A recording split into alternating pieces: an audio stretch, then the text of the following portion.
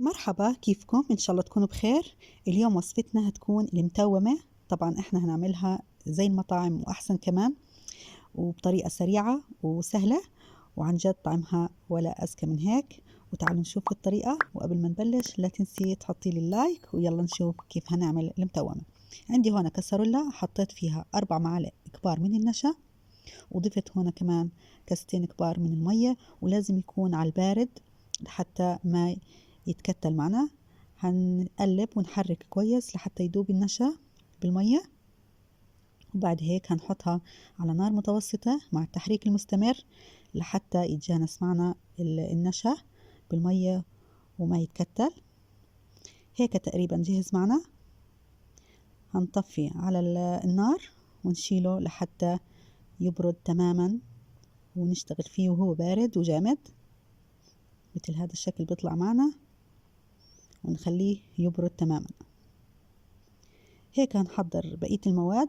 هيكون عنا 3 بياض بيض، وعندي كمان هنا معلقتين كبار من الزيت النباتي، وعندي معلقة كبيرة من الخل الأبيض، وهنا كمان عندي 3 سنون من الثوم، وهنا ربع معلقة من الملح الليمون، وعندي كمان ربع معلقة من الملح العادي. وهنا هنا جهز معنا النشا وبرد تماما، وبدنا نشتغل فيه على طول. هنحطه في الكبة أو في الخلاط، ويفضل بالكبة لحتى تسهل معنا عملية الطحن. هنحط الكمية كلها النشا،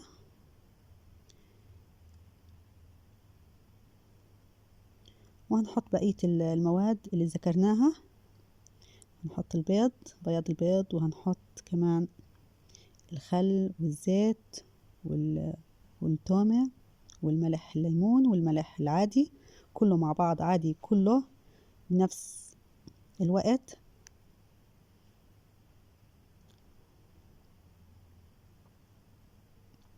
نضيفه كله ونضربه طبعا بالخلاط او بالكبة زي ما انت بتحبي. طبعا لازم نضرب كويس وباستمرار لحتى يطحن معنا ويصير ناعم وزي الكريمي. وهنعيد الكرة باستمرار، وهنحاول نشوف الجوانب وننزلهم لحتى كله يتطحن مع بعض ويتجانس مثل هذا الشكل. نحاول ننزل كله لحتى ينضرب مع بعض.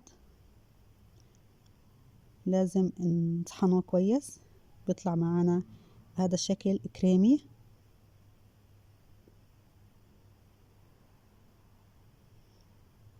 هيك جهز معنا المتومة، طبعا كريمي زي ما انت شايفة، ولونه روعة، وعن جد طعمه ولا أروع من هيك. متومة تقريبا نفس الجاهز، نفس المطاعم، وكمان أحسن. بتحسي إنه معمول بالبيت، متأكدة إيش أنت بتعملي بالبيت. طبعا المتومة هاي بتتاكل مع أكلات كتير، وأشهرها الشاورما.